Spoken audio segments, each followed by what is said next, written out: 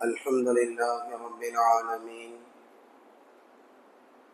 نحمده ونستعينه ونستغفره ونؤمن به ونتوكل عليه ونعوذ بالله من شرور أنفسنا ومن سيئات أعمالنا من يهده الله فلا مضل له ومن يضلل فلا هادي له ونشهد أن لا إله إلا الله وحده لا شريك له ونشهد أن سيدنا نبينا مولانا محمدا عبده ورسوله أرسله بالحق بشيرا ونذيرا وداعيا إلى الله بإذنه وسراجا منيرا أما بعد فقد قال الله تعالى في القرآن العظيم الفرقان المجيد أعوذ بالله من الشيطان الرجيم بسم الله الرحمن الرحيم واجعل لي لسان صدق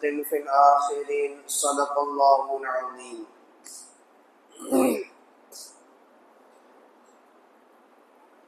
எல்லா புகழும் அல்லாஹு ஜல்ல ஷானஹு தஆலா ஒருவனுக்கே உரித்தாகட்டுமாக. கண்மணி நாயகம் ஸல்லல்லாஹு அலைஹி வஸல்லம் அவர்களின் மீதும் அவர்களின் வழிவந்த சஹாபாக்கள், தாபிஈன்கள், தபஅ தாபிஈன்கள், ஷுஹதாக்கள், சாலிஹீன்கள், நல்லோர்கள் நம் அனைவரின் மீதும் அல்லாஹ்வின் அன்பும் அருளும் கருணையும் என்றென்றும் நிறைவாக உண்டாகட்டுமாக. ஆமீன்.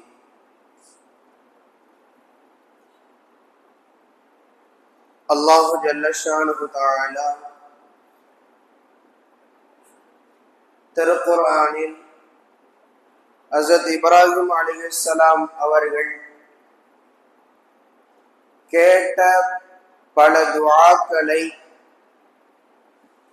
பல இடங்களில் அல்லாஹ் பதிவு செய்து வைத்திருக்கிறான். அந்த துஆக்களில் ஒன்று ரப்பி ஹப்லி ஹுக்மம் வல்ஹிக்னி பிஸ்ஸாலிஹீன். ரப்பே, எனக்கு கல்வி ஞானத்தை தருவாயாக, இன்னும் நல்லோர்களோடு என்னை சேர்த்து வைப்பாயாக என்று இப்ராஹிம் அலைஹிஸ்ஸலாம் அவர்கள் துஆ செய்தார்கள். மேலும் வஜஅல் லி லிஸான சித்கின் ஃபில் ஆகிரீன், பின் வருபவர்களுக்கு என்னுடைய மரணத்திற்கு பின்னால் இந்த உலகில் வாழக்கூடிய மனிதர்களிடத்திலே எனக்கு நல்ல பெயரை ஏற்படுத்தி கொடுப்பாயாக என்று இப்ராஹிம் அலைஹிஸ்ஸலாம் அவர்கள் துஆ செய்தார்கள். திருக்குர்ஆன் சொல்லுகிறது. ஒன்று, கல்வி ஞானத்தை கொடு என்று கேட்டார்கள். இரண்டு, நல்லோர்களோடு சேர்த்து வை என்று கேட்டார்கள். மூன்றாவது, என்னுடைய மௌத்துக்கு பின்னால் வரக்கூடியவர்கள் அவர்களிடத்திலே எனக்கு நல்ல பெயரை ஏற்படுத்தி கொடு. ரொம்ப ஆச்சரியமான ஒரு துஆ. நாம் வாழும் காலத்தில் நல்ல பெயர் எடுக்க வேண்டும் என்று நாம் ஆசைப்படுகிறோம். வாழக்கூடிய காலத்தில் நாம் நல்ல பெயர் எடுக்கணும் என்று நாம் ஆசைப்படுகிறோம். ஆனால் இப்ராஹிம் அலைஹிஸ்ஸலாம் அவர்கள் எப்படி கேட்டிருக்கிறார்கள் என்றால், என்னுடைய மரணத்திற்கு பின்னால் இந்த மண்ணில் வாழக்கூடியவர்கள் அவர்களிடத்திலே எனக்கு நல்ல பெயரை ஏற்படுத்தி கொடு என்று இப்ராஹிம் அலைஹிஸ்ஸலாம் அவர்கள் துஆ செய்திருக்கிறார்கள். நாம் கவனிக்க வேண்டிய மிக முக்கியமான ஒரு தருணம் இது. உலகத்தில் வாழக்கூடிய எல்லா மனிதர்களும் நல்லவர்களாக வாழ வேண்டும் என்று ஆசைப்படுகிறோம். நல்ல மனிதனுக்கு உதாரணமாக இருக்க வேண்டும் என்று நாம் ஆசைப்படுகிறோம். ஆனால் நம்முடைய வாழ்க்கை அதுபோன்று நாம் அமைத்துக் கொண்டிருக்கிறோமா என்கிற கேள்வியை ஒவ்வொரு மனிதர்களும் தங்களுக்குள் கேட்டுக்கொள்ள வேண்டியது அவசியம்.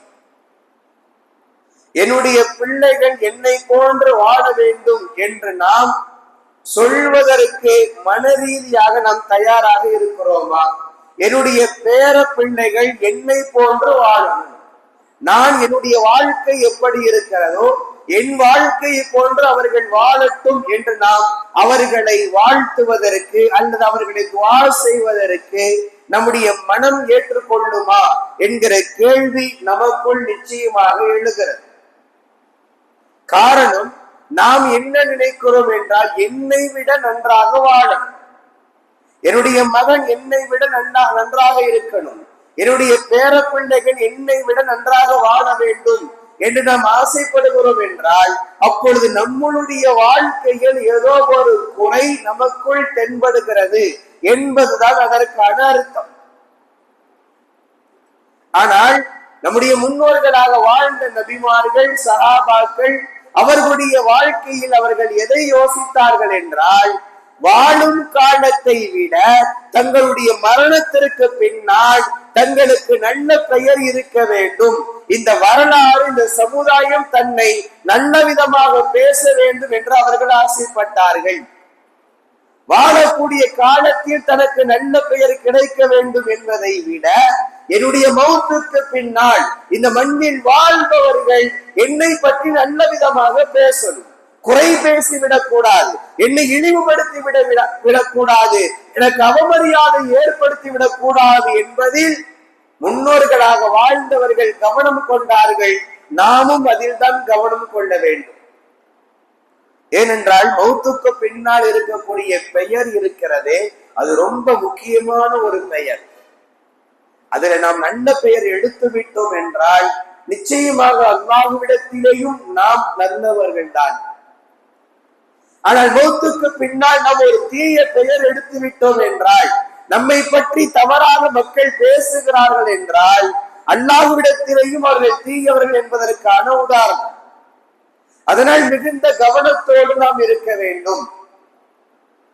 முஹம்மது ஸல்லல்லாஹு அலைஹி வஸல்லம் அவர்களுடைய சச்சா நாம் அறிந்திருக்கிறோம், அபூ தாலிப் ஈமானை ஏற்றுக்கொள்ளவில்லை, கலிமா சொன்னனர். ரசூல் ஸல்லல்லாஹு அலைஹி வஸல்லம் அவர்கள் அவருடைய அந்திம சமயத்தில் சக்கராத்துடைய நிலையில போய் சொன்னாங்க, தந்தையை கலிமா சொல்லி விடுங்கள், நீங்கள் கலிமா சொல்லி விடுங்கள், உங்களை சொர்க்கத்திற்கு கொண்டு போய் சேர்ப்பதற்கு உங்களுக்கு ஷஃபாஅத் செய்து பரிந்துரை செய்து உங்களை நான் சொர்க்கத்திலே கொண்டு போய் சேர்த்து விடுகிறேன், கலிமா சொல்லி விடுங்கள். அபூ தாலிப் என்ன பதில் சொன்னார்? மகனே, நீ சத்தியவான் என்பது எனக்கு தெரியும், நீ உண்மையை சொல்லுகிறாய் என்பது எனக்கு தெரியும், எல்லாம் சரிதான். ஆனால் இந்த மக்கள், இந்த குறைஷி மக்கள் என்னை என்னுடைய மௌத்துக்கு பின்னால் பயந்து நான் கலிமா சொன்னதாக, அபூ தாலிப் மரணத்திற்கு பயந்து அவர் கலிமா சொல்லிவிட்டார், மரணத்தினுடைய நிலையில் கலிமா சொல்லிவிட்டார் என்று சொல்லி எனக்கு ஒரு அவப்பெயரை ஏற்படுத்தி விடுவார்களோ என்று நான் பயப்படுகிறேன். எனவே எனக்கு அந்த பெயர் தேவையில்லை. அபூ தாலிப் சொன்ன வார்த்தை நாம் கவனிக்க வேண்டும். அவர் என்ன காரணத்தை முன்வைக்கிறார்? மௌத்துக்கு பின்னால் என்னை பற்றி மக்கள் இழிவாக பேசிவிடுவார்கள், மௌத்துக்கு பின்னால் என்னை பற்றி மக்கள் குறைபடுத்தி விடுவார்கள், எனவே அந்த நிலை எனக்கு வர வேண்டாம், அதை விட கலிமா சொல்லாமல் மரணிப்பது எனக்கு மேலானது என்று அபூ தாலிபின் பார்வை. நாம் புரிந்து கொள்ள வேண்டும், ஒவ்வொரு மனிதர்களும் இதைத்தான் ஆசைப்பட வேண்டும். வாழும் காலத்தில் நல்ல பெயர் எடுப்பது என்பது ஒரு விதம், ஆனால் நம்முடைய மரணத்திற்கு பின்னால் மக்கள் நம்மை பற்றி நல்ல விதமாக பேச வேண்டும், மக்கள் நம்மை பற்றி நல்லதற்கு உதாரணமாக பேச வேண்டும். இவரை போன்று வாழணும், இவர் நல்லொழுக்கம் உள்ளவர், இவர் நல்ல பண்புள்ளவர், இவர் நேர்மையாளர், இவர் உண்மையாளர் என்று மக்கள் நம்மை அடையாளப்படுத்த வேண்டும்.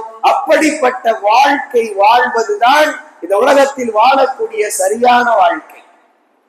நம்மை பற்றி மக்கள் குறை பேசுகிறார்கள் என்றால், நம்மை பற்றி மக்கள் இழிவாக பேசுகிறார்கள் என்றால், வாழக்கூடாது என்பதற்கு உதாரணமாக நம்மை அடையாளப்படுத்துகிறார்கள் என்றால், நம்மை போன்று மோசமானவர்கள் இந்த உலகத்தினுடைய வாழ்க்கையில் பல்வேறு விதமான இன்னல்களுக்கு உள்ளாக்கப்பட்டவர்கள் நம்மை விட வேறு யாரும் இருக்க முடியாது. அதனால் அந்த பெயரை நாம் பெற வேண்டும். மௌத்துக்கு பின்னால் நம்மை பற்றி மக்கள் நல்ல விதமாக பேசணும். ஒரு சிறந்த மனிதராக வாழ்ந்தார், நல்ல ஒழுக்கம் உள்ளவராக வாழ்ந்தார் என்று மக்கள் பேச வேண்டும். ஹஜ்ரத் யாக்கூப் அலைஹிஸ்ஸலாம் அவர்கள் சக்கராத்தினுடைய நிலையில் இருக்கிறாங்க. நிலையில் இருக்கும் சமயம் தங்களுடைய பிள்ளைகளை எல்லாம் அழைக்கிறார்கள்.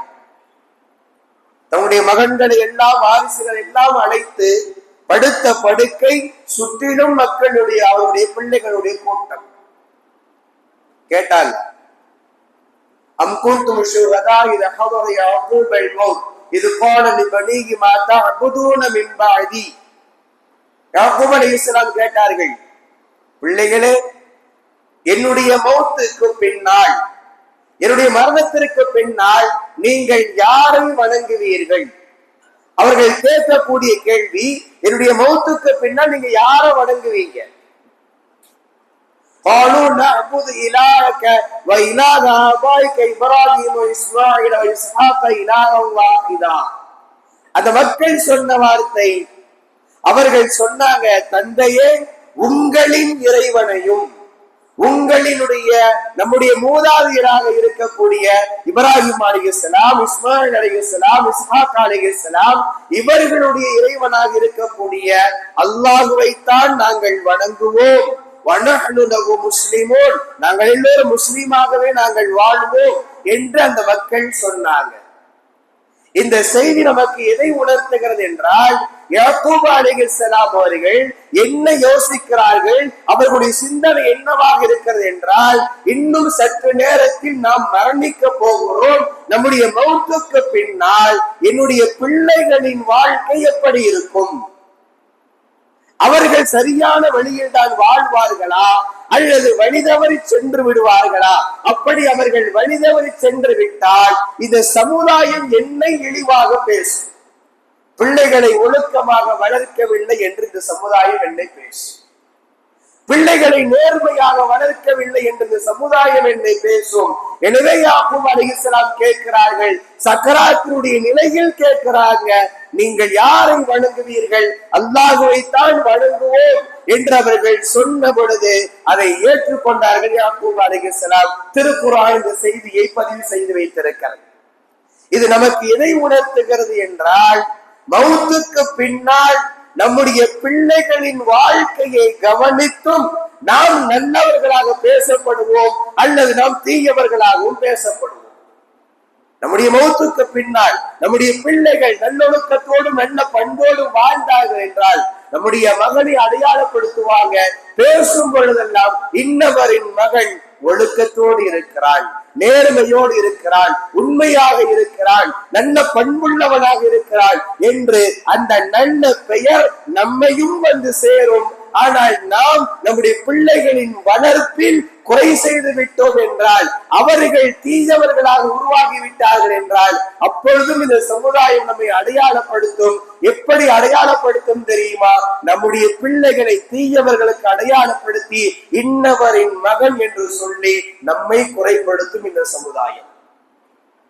அதனால்தான் யாக்கூப் அலைஹிஸ்ஸலாம் கேட்டாங்க. தன்னுடைய பிள்ளைகளை பார்த்து கேட்ட கேள்வி அதுதான். அதை அல்லாஹ் திருக்குர்ஆனிலும் பதிவு செய்திருக்கிறான். அதனால் நம்முடைய வாழ்க்கை எப்படி இருக்க வேண்டும் என்பதை நாம் தெளிவாக நாம் புரிந்து கொண்டு வாழ்வதற்கு நாம் நம்மை தயார்படுத்திக் கொள்ளணும். நம்முடைய வாழ்க்கை எப்படி இருக்க வேண்டும் என்பதில் நமக்கு தெளிவெடுக்க வேண்டும். நாம் அறிந்திருக்கக்கூடிய ஒரு பரவலாக அறிந்திருக்கக்கூடிய ஒரு செய்திதான், இந்தியாவினுடைய முன்னாள் ஜனாதிபதியாக இருந்த APJ அப்துல் கலாம் அவர்கள் சொன்ன ஒரு வார்த்தை பரவலாக மாணவர் சமுதாயத்திற்கு அதிகமாக அந்த வார்த்தைகள் பேசப்படுவது உண்டு. நம்முடைய பிறப்பு சாதாரணமாக இருக்கலாம், ஆனால் நம்முடைய இறப்பு சரித்திரமாக இருக்க வேண்டும் என்று அவர் சொன்ன ஒரு வார்த்தை. அவர் சொன்ன வார்த்தையில் இதுதான் உள்ளே ஒளிந்திருக்கிறது.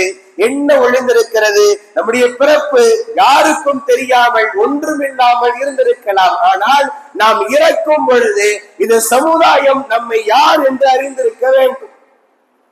இந்த சமுதாயம் நம்மை யார் என்று புரிந்திருக்க வேண்டும். அப்படி புரிந்திருக்கக்கூடிய நிலையில் நாம் மரணித்தால் தான் அது உண்மையான மரணம் என்பதை அவருடைய பார்வையில் அவர் வார்த்தைகளில் பதிவு செய்திருக்கிறார். இதைத்தான் திருக்குர்ஆனும் சொல்லுகிறது. இந்த மார்க்கமும் அதைத்தான் நமக்கு வழிகாண்பித்துக் கொடுக்கிறது.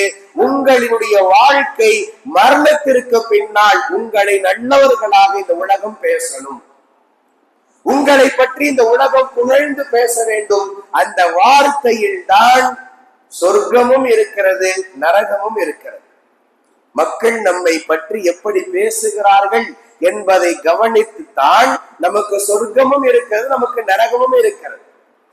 ஒரு ஹதீஸ், ரசூல் ஸல்லல்லாஹு அலைஹி வஸல்லம் அவர்கள் அமர்ந்திருக்கும் பொழுது ஒரு ஜனாசா போகும். அந்த ஜனாசாவை பார்த்து விட்டு ரசூல் ஸல்லல்லாஹு அலைஹி வஸல்லம் அவர்கள் கேட்பாங்க, மக்கள் அந்த ஜனாசாவை பற்றி புகழ்ந்து பேசுவாங்க. அதை ரசூலுல்லாஹ் கேட்பாங்க, இவர் நல்ல மனிதர், நல்ல தொழுகையாளியா இருந்தார், இபாதத்துகள் செய்தார், நல்ல அமல்கள் எல்லாம் அதிகமாக செய்தார் என்று சொல்லி அந்த மனிதரை பற்றி, அந்த ஜனாசாவை பற்றி அந்த மக்கள் புகழ்ந்து பேசுவாங்க. பேசும்பொழுது ரசூல் ஸல்லல்லாஹு அலைஹி வஸல்லம் அவர்கள் சொல்லுவார்கள், வஜபத், உறுதியாகிவிட்டது, உறுதியாகிவிட்டது, உறுதியாகிவிட்டது என்று 3 தடவை சொல்லுவார்கள். சிறிது நேரத்திற்கு பின்னால் இன்னொரு ஜனாசா போகும். போகும் பொழுது மக்கள் அந்த ஜனாசாவை பற்றி இழிவாக பேசுவார்கள், குறையாக பேசுவாங்க.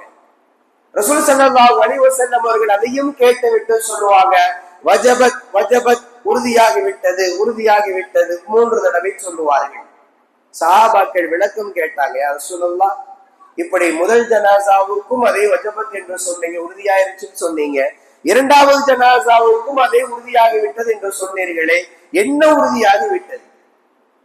ரசூல் ஸல்லல்லாஹு அலைஹி வஸல்லம் அவர்கள் அதற்கு பதில் சொன்னாங்க, முதல் ஜனாசா சென்ற பொழுது அந்த ஜனாசாவை பற்றி நீங்கள் புகழ்ந்து பேசினீர்கள், அவரை பற்றி, அவருடைய பண்பை பற்றி, அவருடைய தன்மைகளை பற்றி, அவருடைய குணங்களை பற்றி எல்லாம் சொல்லி, அவர் நல்லவராக இருந்தார், ஒழுக்கமாக இருந்தார், தொழுகையாளியாக இருந்தார், இபாதத்துகள் செய்தார் என்றெல்லாம் நீங்கள் அவரை பற்றி புகழ்ந்து பேசினீர்கள். எனவே அவருக்கு சொர்க்கம் வாஜிபாகிவிட்டது, அவருக்கு சொர்க்கம் கட்டாயமாக ஆகிவிட்டது. அடுத்த ஜனாசாவை பற்றி நீங்கள் இழிவாக பேசினீர்கள், இவர் மோசமானவர், இவர் தீயவர், இவர் கெட்டவர் என்று சொல்லி அவருடைய பாவங்களை பற்றி மற்ற செய்திகளை எல்லாம் நீங்கள் சொன்னீர்கள். எனவே அவருக்கு நரகம் உறுதியாகிவிட்டது ரசூல் ஸல்லல்லாஹு அலைஹி வஸல்லம் அவர்கள் சொன்னார்கள். இன்னொரு ஹதீஸில இன்னும் அழுத்தமாக ஒரு வார்த்தை பதிவு செய்யப்பட்டிருக்கிறது. இதை போன்ற ஒரு ஹதீஸ் தான், இதே போன்ற ஜனாசாவை பற்றி மக்கள் பேசிய பொழுது ரசூல் ஸல்லல்லாஹு அலைஹி வஸல்லம் அவர்கள் அவர் ஒருவருக்கு சொர்க்கம் வாஜிபாகிவிட்டது என்றும் இன்னொரு ஜனாசாவிற்கு நரகம் வாஜிபாகிவிட்டது என்றும் சொன்ன பொழுது மக்களுக்கு காரணம் சொன்னாங்க ரசூல் ஸல்லல்லாஹு அலைஹி வஸல்லம். ஏன் என்றால், இன்ன லில்லாஹி மலாயிகத்துன் யன்திகு அலா லிசானி பனி ஆதம், ஆதமுடைய மக்களுடைய நாவில் அமர்ந்து கொண்டு மலக்குகள் பேசுகிறாங்கன்னு சொன்னாங்க ரசூல் ஸல்லல்லாஹு அலைஹி வஸல்லம். ஒரு மனிதர் நல்லவர் என்றால் அவர் எப்படி மக்கள் நல்லவர்னு சொல்றாங்க, மக்கள் நல்லவர்கள் சொல்லிட்டு அல்லாஹ்விடத்தில் அவர்கள் எப்படி நல்லவர்களாக இருக்க முடியுமா என்கிற கேள்விக்கு ரசூல் ஸல்லல்லாஹு அலைஹி வஸல்லம் அவர்கள் பதில் சொல்லும் பொழுது, அல்லாஹ் சில மலக்குகளை மனிதர்களுடைய நாவில் அமர்ந்து கொண்டு பேச வைக்கிறான், அவரை நல்லவர்னு சொல்லுங்க. எனவே மக்கள் நல்லவர் என்று சொல்லுகிறார்கள். சில மனிதர்களை அவர்கள் தீயவர்கள் என்று சொல்லுங்கள், மக்கள் சில மனிதர்களை தீயவர்கள் என்று சொல்லுகிறார்கள். இது அல்லாஹ் மலக்குகளை ஆதமுடைய மக்களினுடைய நாவில் அமர்ந்து கொண்டு பேச வைக்கிறான் ரசூல் ஸல்லல்லாஹு அலைஹி வஸல்லம் அவருடைய வார்த்தை. எனவே நாம் மக்களிடம் எப்படி நடந்து கொள்கிறோம் என்பதை கவனித்துத்தான் நம்மளுடைய மறுமையின் வாழ்க்கையும் அதோடு தொடர்புள்ளது என்பதையும் நாம் புரிந்து கொள்ளணும். இந்த வாழ்க்கை மட்டும் நமக்கு முடிந்து போகக்கூடிய ஒன்றல்ல, இதற்கு பின்னால் இருக்கக்கூடிய மறுமையின் வாழ்க்கையோடு இந்த வாழ்க்கையும் தொடர்புடையவை. எனவே மிகுந்த கவனத்துக்குரியது, நம்மை பற்றி என்ன பேச்சு மௌத்துக்கு பின்னால் மக்கள் பேசுவார்கள் என்பதை இப்பொழுது நாம் தீர்மானிப்பதற்கு கடமைப்பட்டிருக்கிறோம். நம்மை பற்றி நல்லவர்களாக பேச வேண்டும் என்று நாம் ஆசைப்பட்டோம் என்றால் நம்முடைய வாழ்க்கையும் செயல்பாடுகளும் அதற்கு தோதுவாக பயணிக்க வேண்டும். இதற்கு எதிர்ப்புறத்தில் நம்முடைய செயல்பாடுகளும் நடவடிக்கையும் இருக்கும் என்றால் மக்கள் நம்முடைய மௌத்துக்கு பின்னால் நம்மை பற்றி தீயவர்களாகவே பேசுவார்கள். அல்லாஹ் திருக்குர்ஆனில் ஒரு 2 நபிமார்களினுடைய மனைவியை தீயவர்களுக்கு உதாரணமாக அல்லாஹ் சொல்லுகிறான். 2 நபிமார்களுடைய மனைவி, இருவர்களும் நபிதான். ஹஜ்ரத் நூஹ் அலைஹிஸ்ஸலாம் அவர்களும் நபிதான், ஹஜ்ரத் லூத் அலைஹிஸ்ஸலாம் அவர்களும் நபிதான். ஆனால் அவர்களின் மனைவி அவர்கள் தீயவர்களாக இருந்தார்கள், எனவே அவர்கள் நரகத்துக்குரியவர்கள் என்று அல்லாஹ் சொல்லுகிறான். அவர்கள் வாழும் காலத்தினுடைய செயல்பாடுகள் திருப்தியாக இல்லை, எனவே மௌத்துக்கு பின்னாலும் அவர்களுக்கு அதே சொல் நீடிக்கக்கூடிய நிலையில் வாழ்க்கை அமைந்து விட்டது.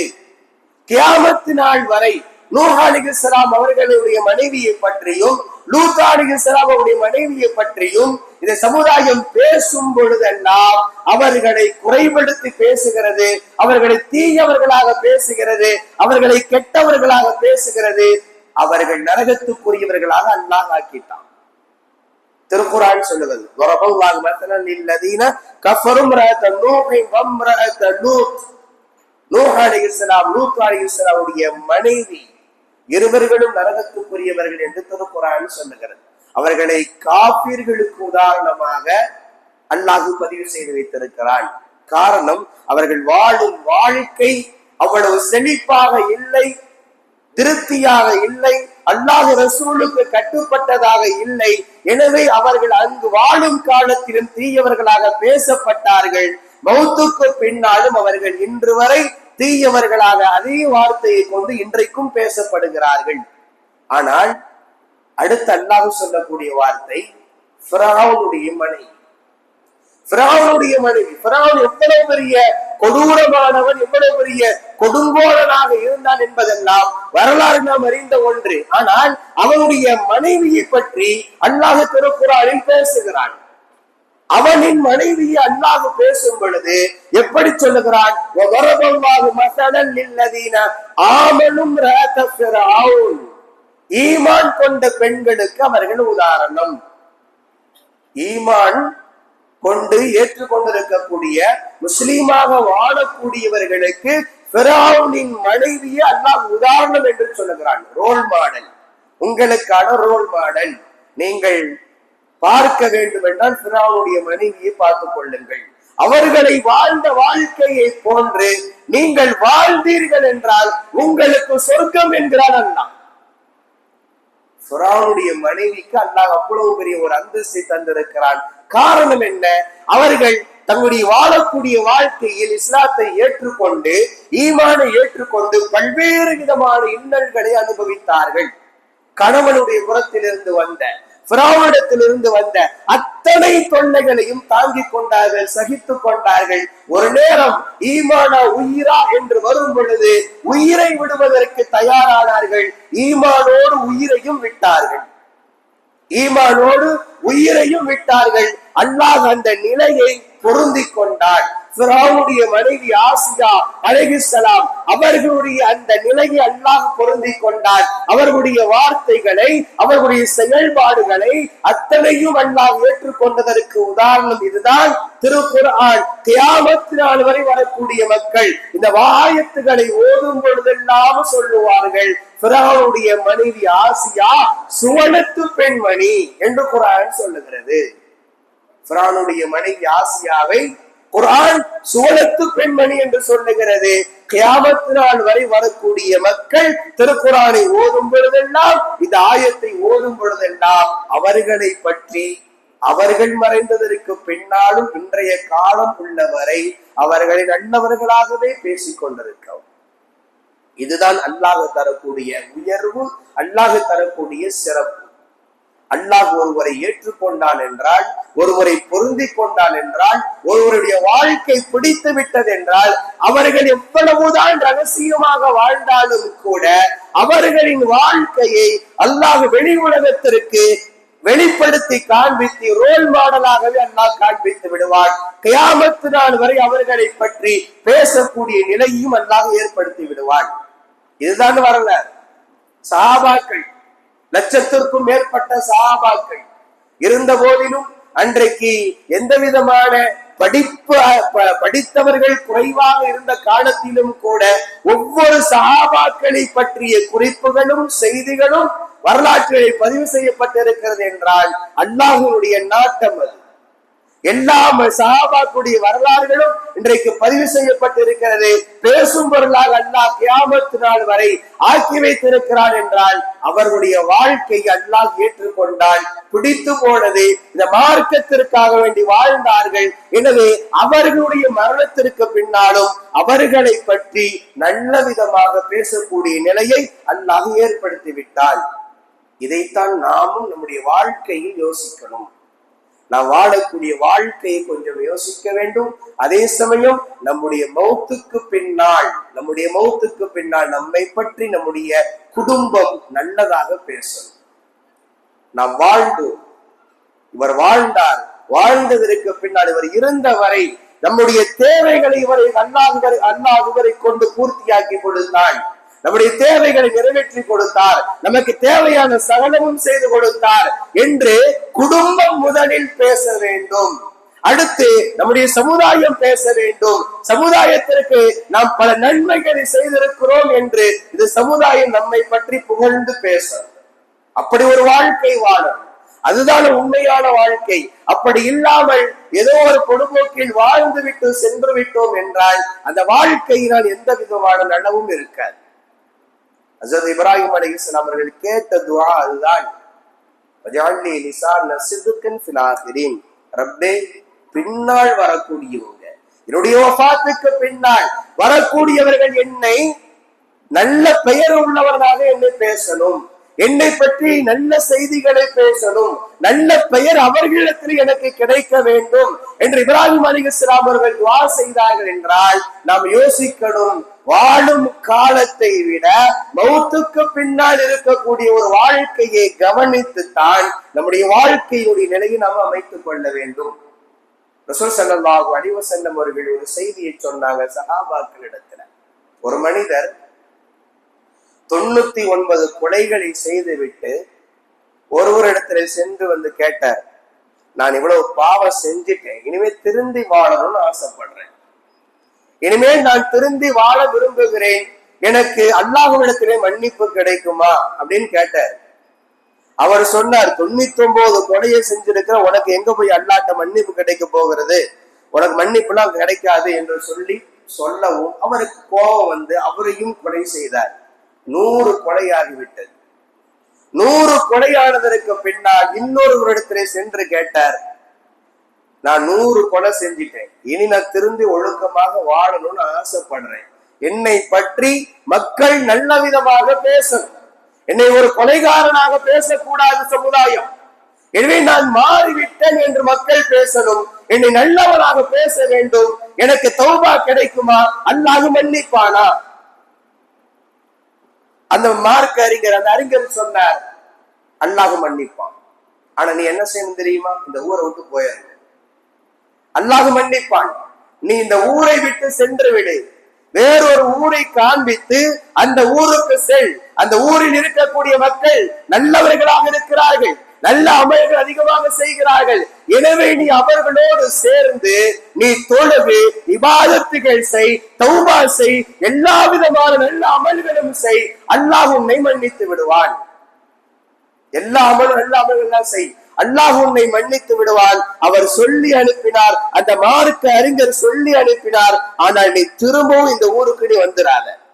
வலா தர்ஜிஉ இலா அர்திக ஃபஇன்னஹா அர்து ஸௌஇ. அவர் சொல்லி அனுப்பினார், திரும்ப இந்த ஊருக்கு நீ வரக்கூடாது, அங்கேயே போய் அங்கேயே நீ வாழணும், நல்ல அமல்கள் அதிகமாக செய்து விட வேண்டும், செய்து தௌபாவை கேட்டுக்கொண்டே இரு, நிச்சயமாக அல்லாஹ் உன்னை மன்னிப்பான் என்று சொல்லி அனுப்பினார். அவர் பயணம் மேற்கொண்டார். வரலாறு இன்னும் அது அப்படியே தொடர்ந்து போகும். நாம் புரிந்து கொள்ள வேண்டிய செய்தி தான், ஒரு நிலையில் ஒரு தவறு செய்து விட்டேன், ஒரு பாவம் செய்து விட்டேன், கொலையாளி என்கிற நிலையில் சமுதாயம் என்னை அடையாளப்படுத்தக்கூடாது. நான் என் மரணித்ததற்கு பின்னால் 100 கொலை செஞ்சவன் என்று சொல்லி என்னை சமுதாயம் அவதூறாக பேசிவிடக் கூடாது என்று அவர் நினைத்தார். என்ன ஆசைப்பட்டார்?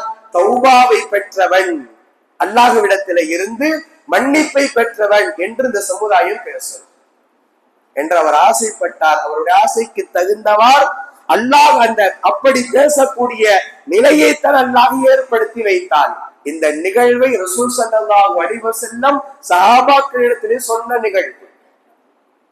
நமக்கு இதுவெல்லாம் உதாரணப்படுத்தி காண்பிப்பது நமக்கு எதை புரிந்து கொள்வதற்கு உதாரணமாக இருக்கிறது என்றால், நாம் வாழும் காலத்தில் மட்டுமல்ல, மௌத்துக்கு பின்னாலும் இந்த மக்கள், குடும்பம், நம்முடைய பிள்ளைகளும் நம்முடைய பேர பிள்ளைகளும் நம்மை பற்றி நல்ல விதமாக பேசணும்.